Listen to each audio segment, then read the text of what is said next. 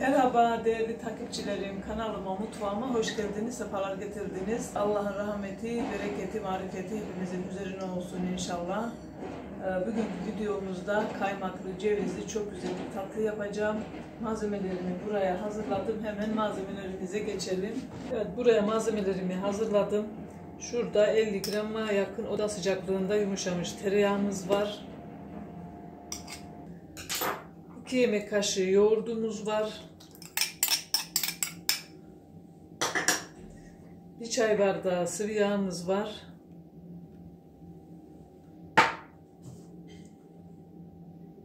İki yemek kaşığı sirke ekliyorum. Bir tane yumurtamızı kırıyorum. Kabartma tozum bitmişti. Karbonat kullanacağım arkadaşlar. Karbonat zaten eskiden düğünlerde hep karbonat kullanılırdı. Gayet de güzel kabartıyor, güzel oluyor. Şöyle silme çay kaşıkla karbonat ekliyorum. Malzemelerimizi güzel bir şekilde karıştırıyorum.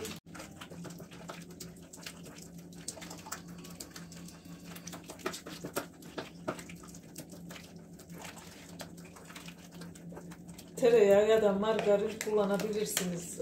Elinizde hangisi varsa onu kullanabilirsiniz. Oda sıcaklığında olması gerekiyor ki yumuşamış olsun.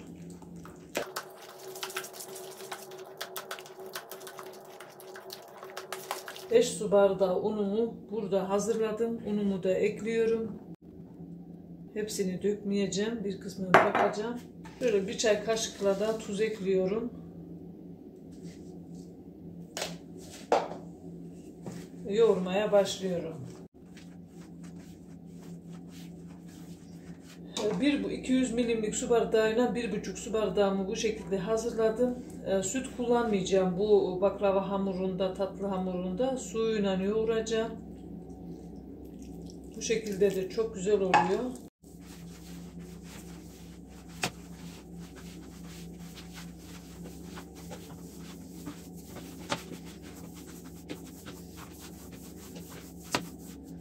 Evet, kalan unumuzu da ekliyorum.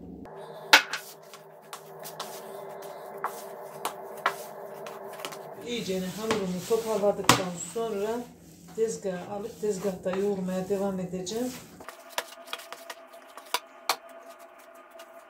5 su bardağı unumuzu arkadaşlar şöyle 200 milimlik su bardağına 1,5 su bardağını buraya koymuştum. Yarım su bardağı kaldı. 1 su bardağı su gitti bu malzemeye, bu hamura. Şimdi biraz yumuşak olduğu için şöyle şu kadar da un ekliyorum. Hamurumuzun güzel hamuru olması için kıvamı çok önemli.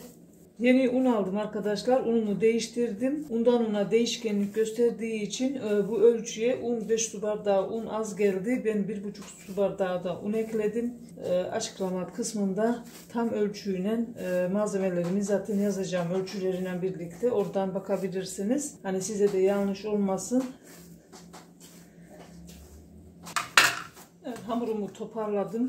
Şöyle ne çok sert ne de çok yumuşak, orta kıvamda güzel bir hamurumuz oldu. Hemen hamurumu kesip bezeleri ayıracağım.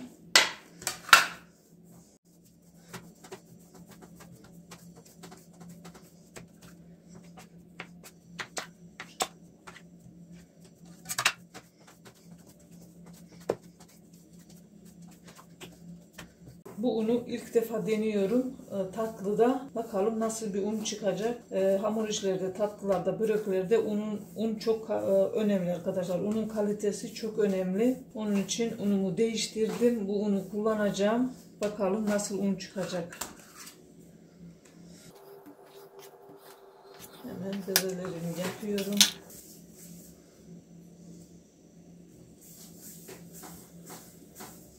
Şöyle mandalina büyüklüğünde beze yaptım.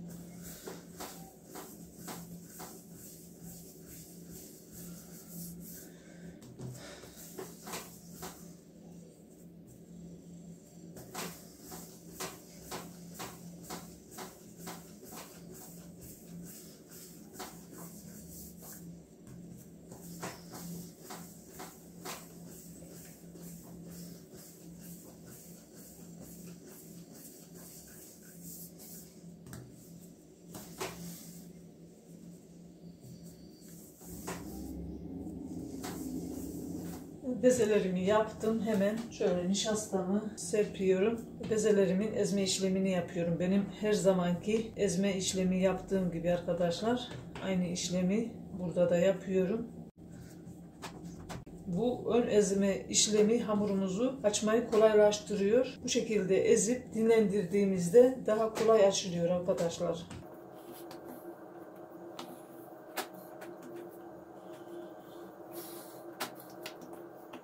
Şöyle nişastayla elimizle biraz ezip büyütüyorum.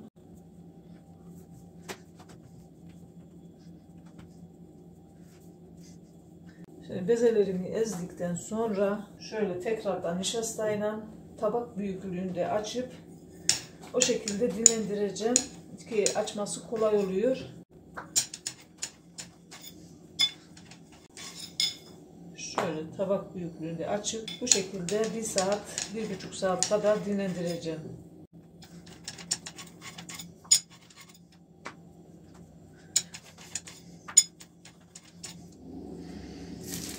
Şimdi açtığım bezelerimi şöyle kenara alayım. Şöyle naylonun üstüne şöyle diziyorum. Böyle nişasta serpiyorum ki yapışmasınlar çünkü dinlenecekler. Böyle üstüne koyuyorum tekrardan. Bunu böyle üstüne örtüyorum. Tekrardan üstüne bu şekilde koyup tekrardan üstüne naylon örteceğim.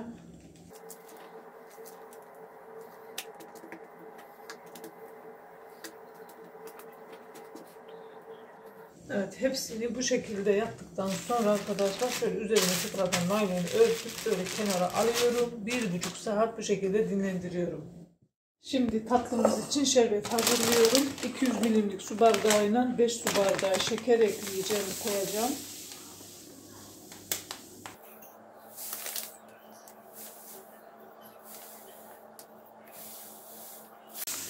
Beş su bardağı şekeri koydum.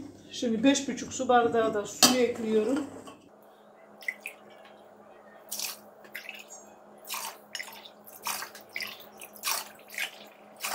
Şöyle 5,5 su bardağı da su ekledim. Yarım su bardağı fazladan koyuyorum arkadaşlar ki kaynama farkı olsun ve şekerlenmesin diye. Yarım su bardağı suyu fazladan koyuyorum. Şöyle çeyrekte limon ekliyorum.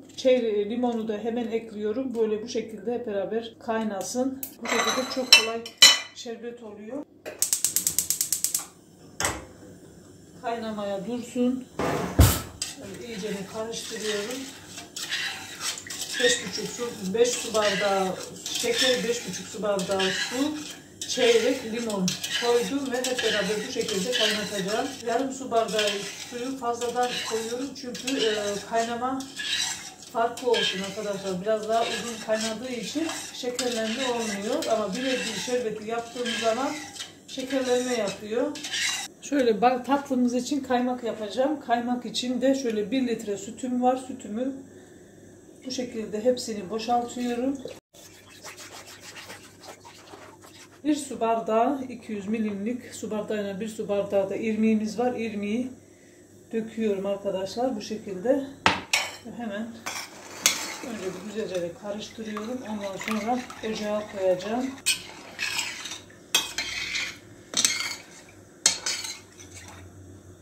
Ondan sonra hamurlarımı açmaya başlayacağım. 1 litre süt, 1 su bardağı irmik döktüm. Şerbetimizi de koyduk pişmeye, kaynamaya.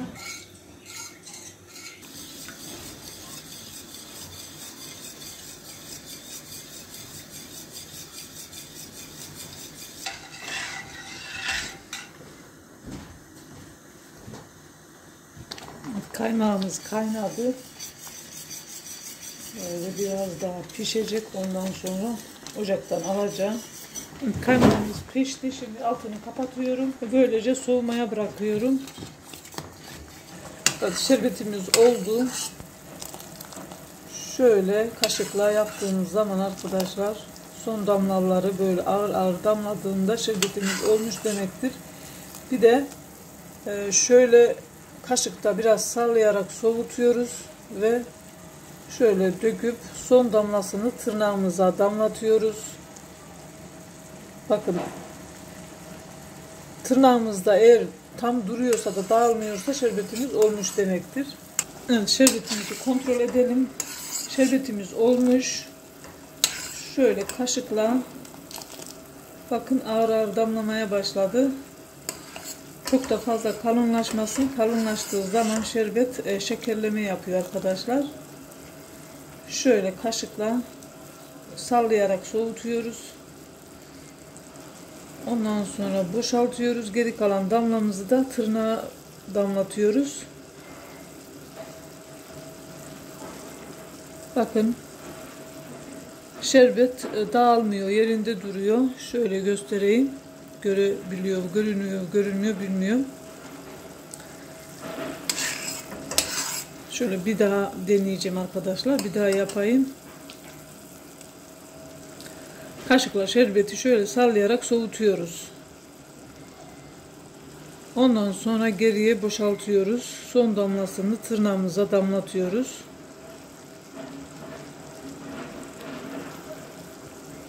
Bak, hafif dağılıyor. Biraz kaynaması eksik arkadaşlar. Biraz daha kaynayacak. Tam kıvamı alacak hem. Bir daha deniyorum arkadaşlar. Fazla kalınlaşmasın çünkü. Evet, boşalttık. Şöyle. Evet. Evet, şerbet duruyor, dağılmıyor. Olmuş demektir. Kapatıyoruz. Bu tamamdır. Çünkü şöyle de yaptığımız zaman su gibi akmıyor.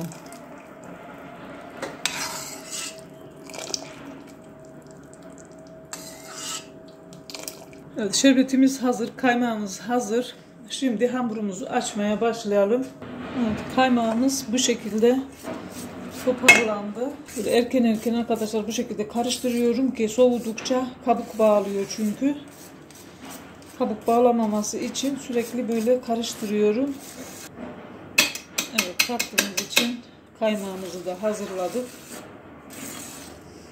Hamurlarımızı şöyle kenara alıyorum. Hemen nişastamızı serpiyoruz ve açmaya başlıyorum.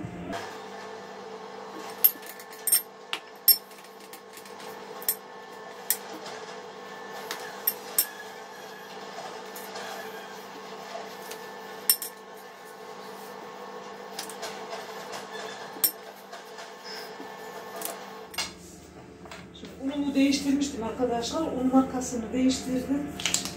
Unumu ilk defa deniyorum. Açmaya da nişasta kullanıyorum. Nişastayla açıyorum. Unu kullanmıyorum. Bakalım unumuz nasıl olacak, nasıl çıkacak. Nasıl bir tatlımız olacak merak ediyorum, ben de göreceğim.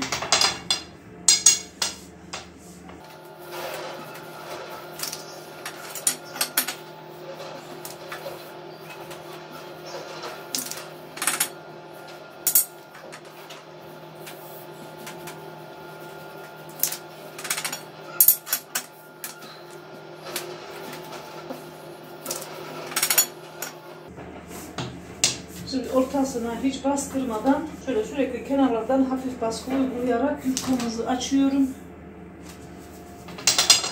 Hafif nişasta serpiyorum arkadaşlar. Çok az, çünkü ilk baştan açtığım zaman fazla nişasta döküyorum, sonradan dökmüyorum.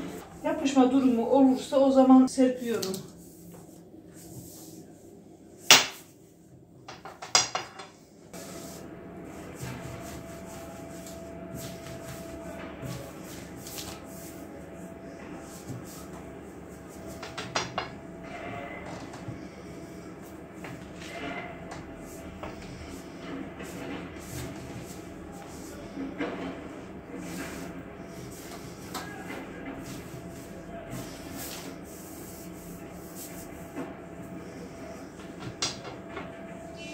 Diğerini de aynı şekilde açacağım.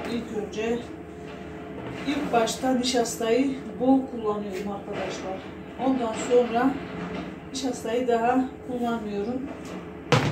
Hafif yapışan yerler olursa oraya serpiyorum, o kadar.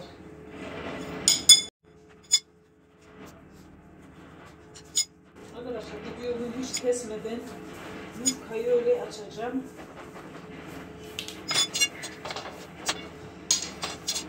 Aslında 4 tane 5'er tane birden açıyorum ama bunu tek böyle denemek için tek açıyorum. Arkadaşlar gerçekten bunun maşallahı var. Bundan artık vazgeçmeyeceğim. Ben bundan kullanacağım. Yufka açılması yani muhteşem bir yufka açılıyor.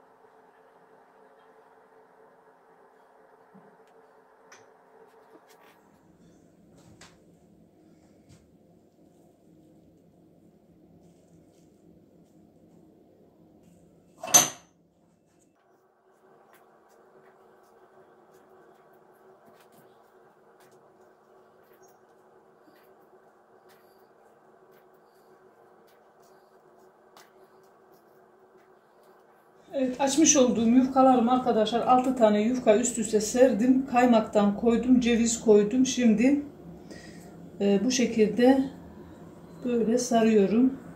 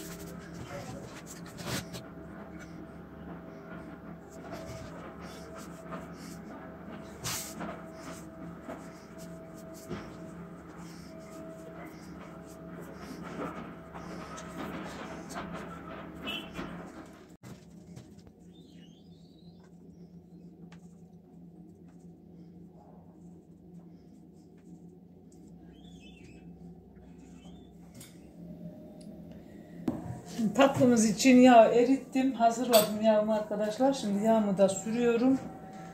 Tereyağına sıvı yağ karıştırıp tereyağı erittim. Sıvı yağı karıştırdım. Bu şekilde tatlımızın üzerine yağlıyoruz.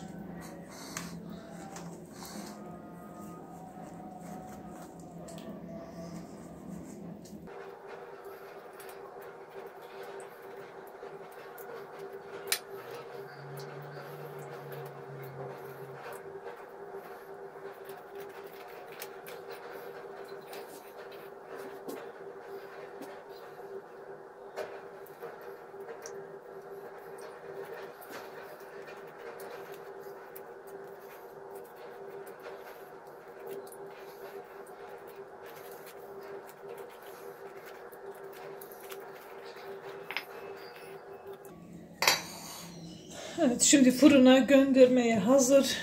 Yağladık. Şimdi fırınımızı da taktım, ısıttım. Hemen fırına göndereceğim. Piştikten sonra görüşürüz. Evet, tatlımız pişti. Şöyle çok da güzel kızardı. Yani şöyle tatlımız pişti arkadaşlar. Fırından yeni çıkardım. Hemen şerbetimiz de ılındı. Tatlı sıcak, şerbet ılık. Hemen tatlımıza şerbetimizi dökeceğiz.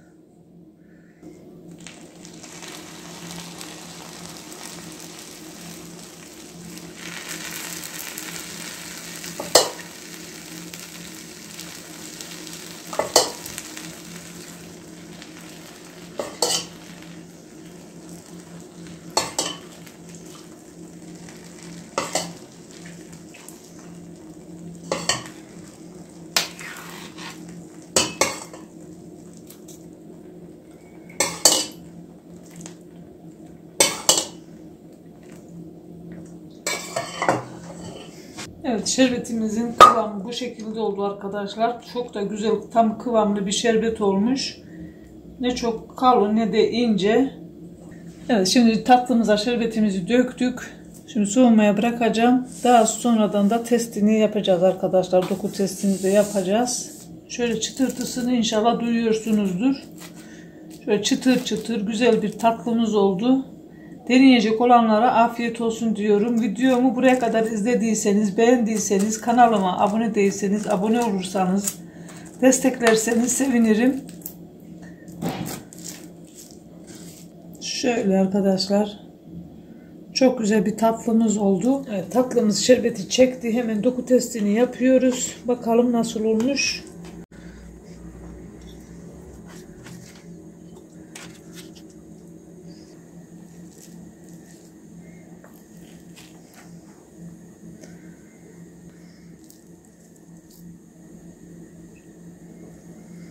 Kaymaklı, cevizli, yapımı kolay, basit, tatlı tarifi.